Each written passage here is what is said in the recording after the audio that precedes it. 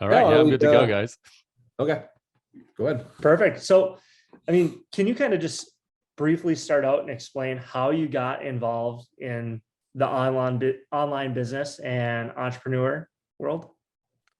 Yeah, it's a long story. I've been online since the late 90s. I had the good luck, good timing, just happened to be born so that I was a teenager when that .com boom was happening at the same time. So I'm 18, going into university, getting my first internet account at the same time as you're hearing about Amazon and eBay and pets.com and everything else going on around then. So I didn't know what I wanted to do other than I knew I wanted to avoid a job. And to me, that meant entrepreneurship was probably the only pathway because I wasn't born into wealth. No one was giving me a handout or anything like that. So I'd have to, make some money myself.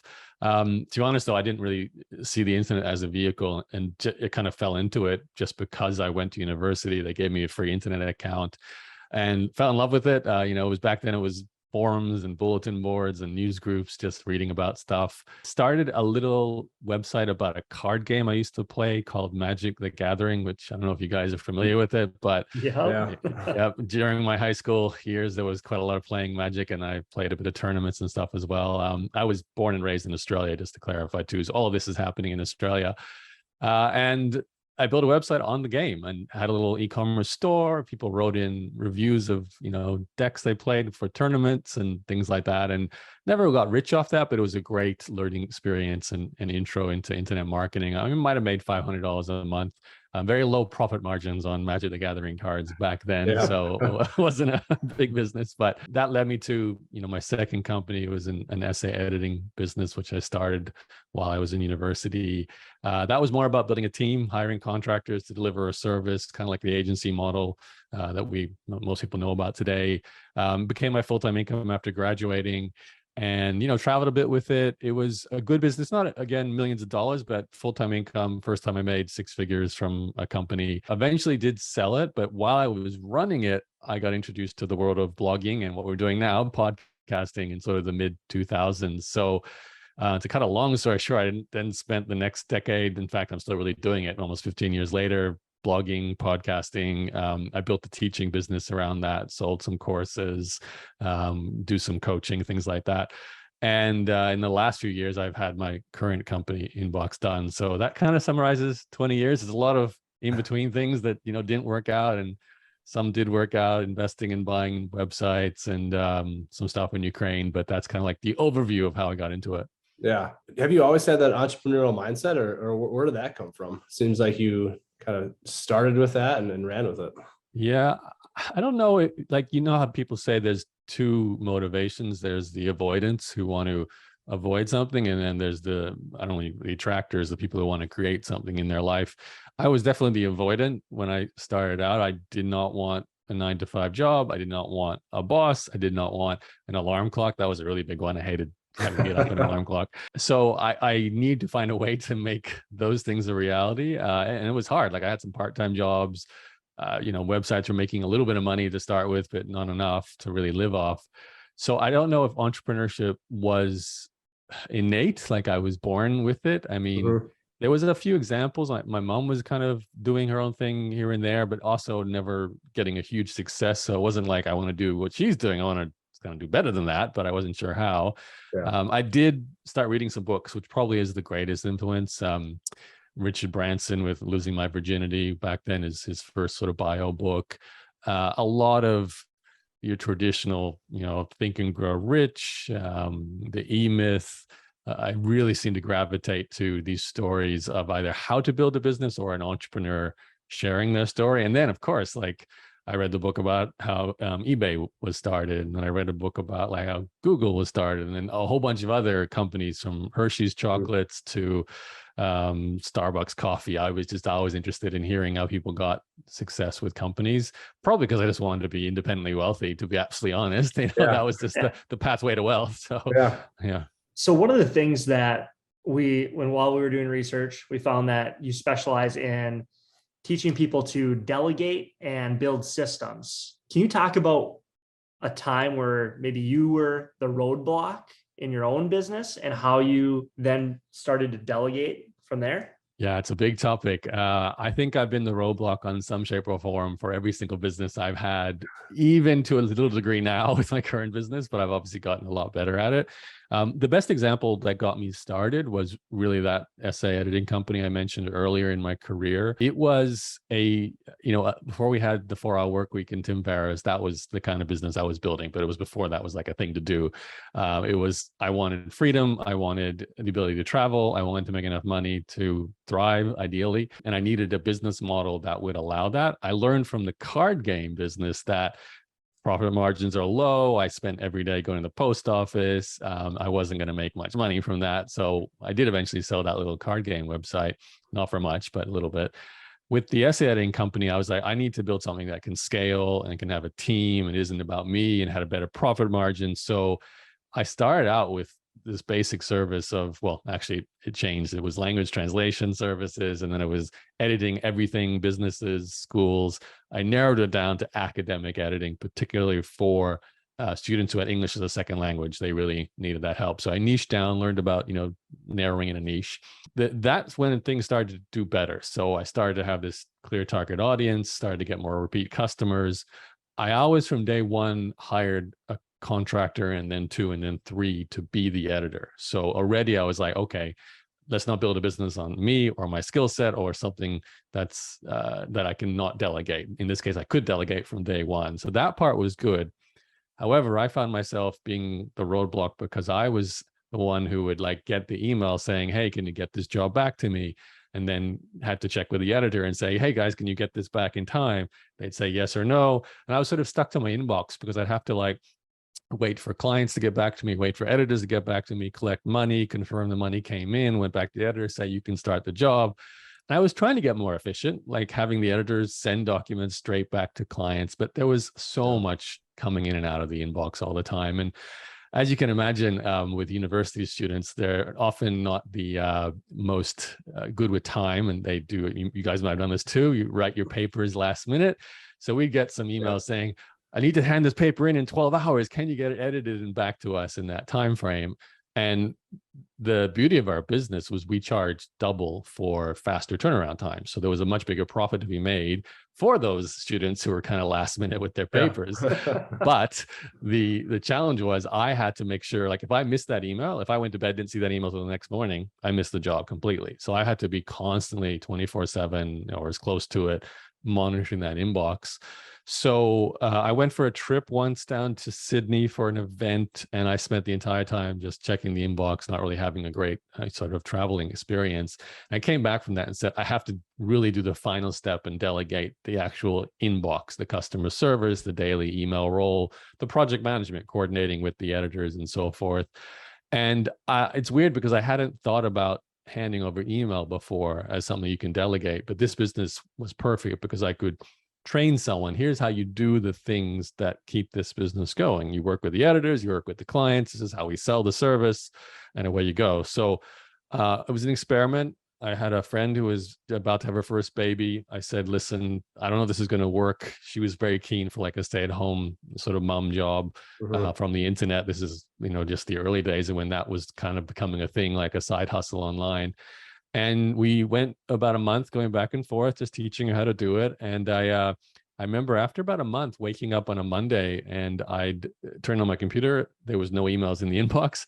I thought the website must have been down, but no, she had actually just gone up and woken up before me and cleared the inbox. And obviously I checked the sent folder to see how she was doing. And there was like a sort of careful handover and me being sure that I was comfortable. But within 2 or 3 months, I was completely ignoring email. I was so comfortable having her do it all. And then suddenly I was like, wow, I've got my entire day basically free. That's actually why I started blogging and podcasting, because I had so much time. I wanted to start something new, and I got into that. But that was the first taste of it. There was so many more over the next sort of decade or so of, man, why am I still trying to set up my websites? Let's hire tech people. Geez, why am I still trying to design my own, Keynote or PowerPoint slides for a video presentation? Let's hire a designer. Why am I still trying to do the hiring job itself? Because I'm terrible at it. Let's hire a hiring manager to hire people for me. So from there, I just became always a default. I need to bring in people for the things I'm not good at straight away. Very interesting. Can you talk about the trust factor in that, and how long did it take you to really feel comfortable about delegating or about hiring somebody, to hire somebody? Kind of that's your baby, it's your side hustle, now it's your company. But I could imagine there's a lot of just trust of letting go a little bit. Can you talk a little bit about that? Yeah, I mean, a lot of it was good from that first experience because it was a friend, because we Sure. were so careful with the handover. Mhm. In some ways that's terrible hiring, because I didn't hire her because she had background in doing this job. It was just, we're going to make this work. I was in my 20s, she was in her 20s. Let's see what happens. Yeah. But because it worked well, though, I got comfortable with knowing that that's a good thing to do. The irony is, so, fast forward, I sold that business in 2007. I think it was around 2012, I was kind of relaunching my teaching business. So I was about to release new versions of my main course and go out there and promote it. And I said to myself, okay, I'm going to get really serious and build a proper, not a big team, but a team around me so that I can scale. Really, it was about scaling now, less than the day-to-day stuff. The day-to-day stuff was handled. I had an email customer service person. I had a website manager. I felt comfortable outsourcing in that kind of area. But I was trying to go next level, where maybe people would create product and I wouldn't be the only one creating product. And maybe people would run marketing campaigns and write email newsletters, which is things that were predominantly Yaro only roles. Only I would do them. Mhm. So this was my first attempt at saying, okay, let's build a team that could potentially replace me in a teaching business where I'm the teacher, which is, in itself, it's like, how's that even possible?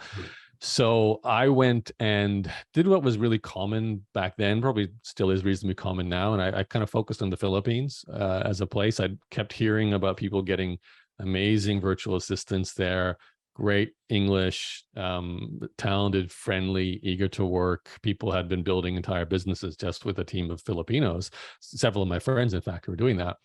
So I tried some services where they would find people there already in the Philippines. I used job boards, and there's some dedicated to the Philippines. And basically over about 8 to 12 months, I ended up going through about 8 different people. And I don't know if it was, I mean, in hindsight, you think if there's one thing that holds true, that's probably the part that's broken, which in this case would have been me. I was blaming all the people I was hiring, but I would hire someone, they'd maybe work for a week and then disappear. Sometimes I'd go through a great training period with them, and then as soon as I said, now you're in charge, they would not do any work. Sometimes they would say, listen, I can't do this job because a tree just fell on my grandmother's house and I have to go help them. I don't know if that was true or not. Whatever the case may be, I had like just terrible luck or terrible hiring experiences for that period of time. And that's when I kind of realized I'm clearly the weakest link in this process, and I need to actually hire someone to do the hiring, because I hate this. I couldn't stand the kind of sort of ambiguity of not knowing whether someone was good, the sort of basic testing and checking references, and just looking into someone whether they're good at what they do. That's not something I enjoy. I like to create. I was a writer, a podcaster, creating and coaching. So those are not things I enjoyed. So I ended up hiring, her name is Laura, and she actually came to me looking for a different role. But as I spoke to her, I said, you know what, I think you're versatile enough and you have great emotional intelligence that you could take over this hiring role. And she said, okay, I'm after any kind of, virtual online job. So I hired her. I said, listen, here's the first role I've been trying to fill. It was probably a basic one. Like, I think we were doing like finding someone to lay out documents, like Word documents, so that they were printed into PDFs and used as handouts, but they needed to be enhanced, graphics and layout and so on. And it's a task I could do, but it's a week of me laying out a document, where that's a week I could get back if I hired someone else to do that. Yeah. So she went and hired someone, and she did all the boring stuff, going to the Upworks or the Fivers or the specific job boards, the testing of them, seeing where they would fall down, where they would do well.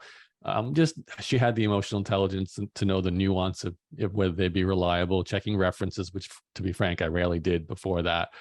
And then, we found a good person. And then I used her to hire another person. And then she became a project manager. And I basically delegated to her this entire team building function of my coaching business. And the irony is, today I run a company called Inbox Done, which is essentially a hiring business that my co-founder runs. But it's funny because it's kind of like the problem I had. We ended up building a company to solve for me, and now we do it for other people as well. So it's you know, it's irony because you're not good at it, but it makes sense because then you build something that actually works. So it sounds like from delegating all these different tasks, you were able to then focus on other things that were maybe more important. Can you talk about the growth that your company sustained once you learned how to delegate some of these different items? Yeah, I mean, there's two sides to that. There's growth in the company I was already running, and the fact that I turned delegating into an actual second company that grew and is independent now as well. So, you know, it should be noted, freeing up the entrepreneur allows the entrepreneur to create new businesses, not just grow their existing company, which I think is potentially even more exciting as an entrepreneur who doesn't want to have two companies, three companies, right? So, but I mean, initially, it's interesting to look back because the first time I hired someone, my income went down because I basically paid half of my profit margin to this first email customer service person. And you know, that was why I never did it for so long. I didn't want to, this was my money. I went from earning 50,000 a year to 25,000 a year because I paid her 25,000. Now the theory was that freedom would then you know, allow me to grow the business and so on. Now, interestingly enough, in some level it did, like that business did grow some more. But it because of the nature of the business, I wasn't excited about the industry. I was actually more excited about what I was focusing on then, which was blogging and podcasting. That was the dawn of a teaching business, which I did not expect to kind of fall into, but I loved writing. I love creating content. And then I just dove all in. So what it allowed me to do is there's three layers here. First, because I hired and delegated, I could then sell that business. Huge point. People don't think about this. If you remove yourself as the founder, owner, operator, and you put enough people in there that you can say, listen, I'm going to sell this, you're going to take it over, and it's not going to break. It's just going to keep doing what it does because you're not, as a founder, a cog. So I ended up doing that and sold that essay editing company. And in fact, an editor bought it and just continued to, you know, own it, didn't change the team. It just kept running for many years after that. I think they then sold it again to someone else. So, you know, that was an amazing demonstration of the effectiveness of building something, which, to be honest, the E-Myth is what taught me. That book, The E-Myth by Michael Gerber. Yeah, Michael Gerber. You know, that's what he was talking about. It's not being a manager. It's not being a technician. It's about being an owner. And you have created something that runs itself. So did that, sold it, great. But now I'm starting a business that is all about my personal brand, me as a teacher, coach. A little different. You can't really, I mean, you can replace yourself in some levels, that people are coming to you to hire you and learn from you. So the team I built then was more about leverage. It was about getting more from everything that I did already. And as you guys pointed out, allowing me to do the few things that I, A, was very good at, B, enjoyed doing, and C, would grow my business. So in that case, it was me just being a content creator. So more blog posts, or just being able to focus on them, email newsletters, finding potential affiliates, partners to promote. There are other smaller things like starting a Facebook ads campaign, but really a lot of it was just about continuing to do what worked with more complexity. So there was more email marketing systems built that required more emails to be written. And at that time, I wrote them all, but I didn't have to worry about customer service. I didn't have to worry about updating websites, designing landing pages, designing sales pages. So that's what allowed me to do, just to double down on being the writer, the content creator in that business. And that's what ultimately led to it sort of scaling too. I was doing over $500,000 a year in revenue and a much better profit margin. That's like a 70-80% profit margin kind of business because it's all information products. So at its height, I did about $1 million in a couple of years with a team of like 5 people and me. So it was very elegant, very simple. Still love it. I still think information marketing today. I think you guys mentioned off air that you're interested, you know, getting into the teaching and coaching space a little bit too. And it's a great business model. So, and then like the sort of third thing, as I mentioned, was much later on, sort of 2017, because I'd had so much success outsourcing my email, but also kept meeting entrepreneurs who said, I'm getting, like, my business is growing, but I'm just stuck in the inbox and I've got no time. And I would share this story, like I shared with you guys, of delegating email. And they would say, I didn't even think about doing that. I thought email always had to be my job. In my mind, I'm like, we got to start a company. We got to provide assistance to do what, it's been done for my company for other people. And because I had a coaching business that ran through a lot of automation, through a lot of people running it, delegation as well as automation is pretty powerful. I was able to then say to my co-founder, listen, let's test this. Let's see if there's a company here. That's what led to starting Inbox Done. Get one client, get two clients, and then build a second company. There's a little bit of letting go of growth of one. Like, I still was the face of the coaching business. So if I chose to now grow Inbox Done, there was always going to be a little bit of a downturn in a coaching company, but it's still there. It's actually still working now. I still have that business 15 years later. And then Inbox Done grew and became a team of 40. And, we still run it today with my co-founder. And that business is a perfect example of building people machines. Like, my co-founder's done an amazing job. We got a management team. We got a team of inbox managers, and it's just kind of like the pinnacle of all the things I was learning before that. In that case, I basically outsourced building the company to someone else, my co-founder, who's a great operations person. So you can truly set up systems, automation, and delegate tasks, and your money will still grow and your company will still grow while it allows you to step away and focus on other things. Yep. Or focus on the one or two things you love doing. If you just want to be the face on the podcast, guys, and you've got a team, selling everything behind you, that's fine. That's a great business model. Yeah, as an entrepreneur, I think that would, setting your ego aside too, like you mentioned, am I the weakest link in this equation right now? If the answer is yes, I've got to imagine that's just got to be hard. But once you do it and all the information you provided us today, then you can really start to see it thrive. But I can imagine for a lot of entrepreneurs taking themselves out of the equation or identifying yourself as the weakest link. It's got to be hard, but sometimes that's what you got to do, and just be self-aware. Yeah, it is hard. Like, honestly, I think especially small businesses, I mean, the reason they're often still small is because the founder has not delegated, has decided they want or feel they have to control certain parts of what they do. I'm working with a couple of guys now who run an agency that gets people onto podcasts, kind of like how I became a guest on your show. They help people like me get other people onto shows. And I've been doing a bit of one-on-one coaching with their two founders to help grow their agency. And it's really interesting to sort of hear what parts they do versus what parts they start to delegate. And a lot of the decision making, especially early on, and I went through this, I still go through this, it's about cash flow and resource allocation. So you've got a set amount of money to spend to hire people, which hopefully will free you up or grow the company. Like, if you hire marketing people, hopefully it grows the company. If you hire systems and operations, then you can step away and do other things to hopefully grow the company. So it's ultimately about growing the company. But the biggest challenge here is the order. Like, what do you delegate first?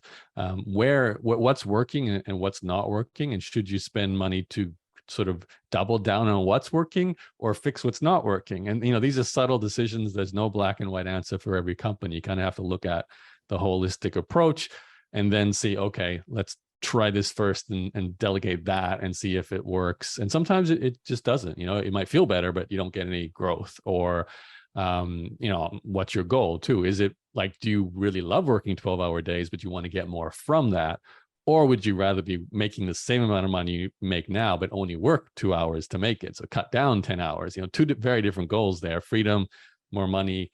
How do you want to live your life? What's your kind of personal goals? So a lot of this is very, very specific to the founder and what they're trying to achieve. Yeah, that's great, because that was one of my next questions too. Is if they're like, Yaro, where do I start? Where do I start first? What do I delegate first? And yeah, I think it has to come down to the owner, and exactly what you just said, Yaro, of what are you most passionate about? Is it blogging? Is it writing?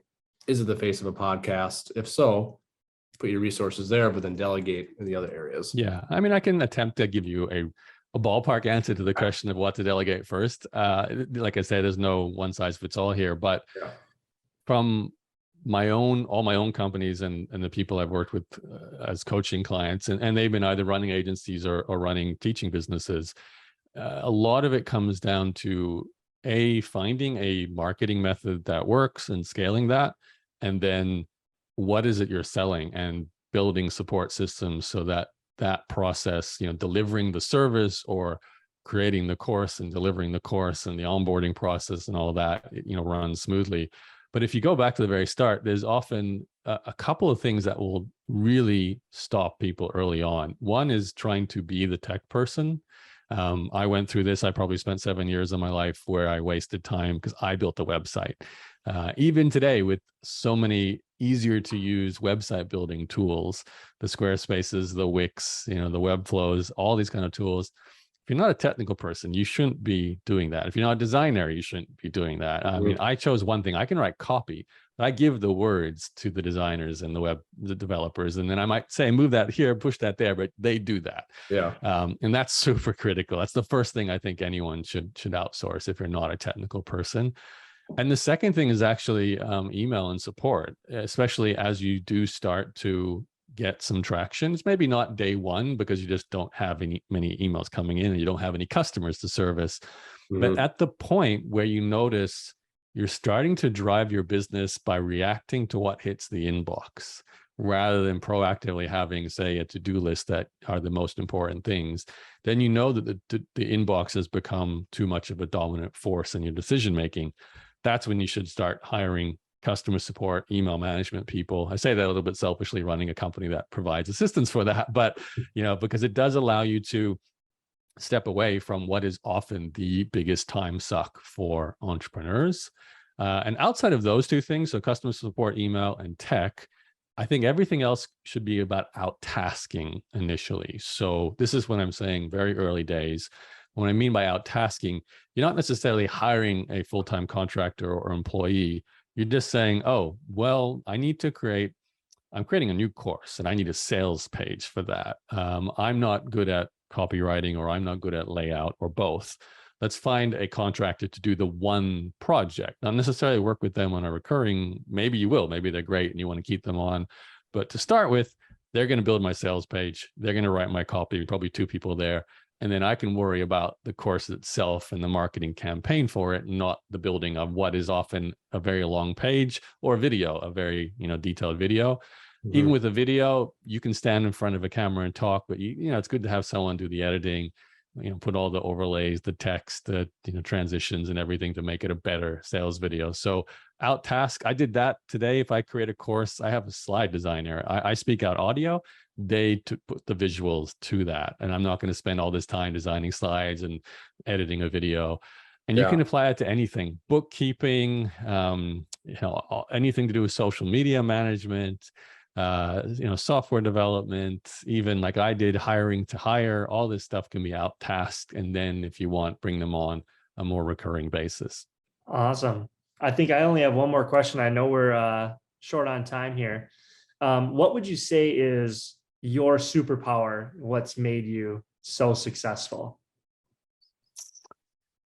That's a tough one. I mean, I can tie it back to 2 things. And one is like the cliche entrepreneurial answer of never giving up. And if an idea or something you're testing doesn't work, you don't just stop, you test something else and you test something else and you test something else. And I don't know what that is, doggedness, determination. And I will openly say I had very big difficulty doing this when I was younger, poor self-esteem, lack of self-confidence, never seen it work before, all the things you kind of experience when you're in your early 20s. That makes it harder because you get 1 or 2 failures, or nothing's working and you have no one paying attention to your content, no one's buying your stuff.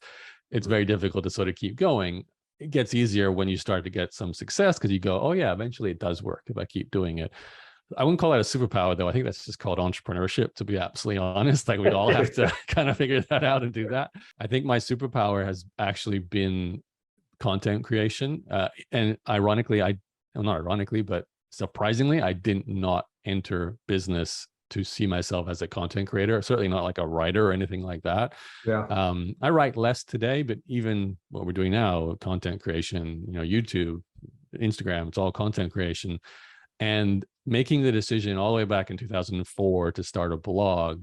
And that was like the dawn of social media. And more importantly than that, or maybe equally importantly, was to start an email newsletter. So I have a database of people who followed me for 15 years that come with me. So no matter what project I'm starting, hey, I'm starting a new email marketing business or email management business. Who wants it? I built this software. Who wants to try it? There's always an audience there. Or I'm doing something new in coaching. Who wants me as your coach? And I can go to them and find some clients, some customers, test ideas. So creating content and building that following, that's been a very slowly developed and then long-term leveraged superpower in my case. Awesome. Great. That's great. Well, thank you so much for the time, and we appreciate you coming on and sharing everything with us. It was great. No problem, guys. Thanks for having me. And of course, I'll pitch Inbox Done for anyone who's struggling with email. It's just inboxdone.com.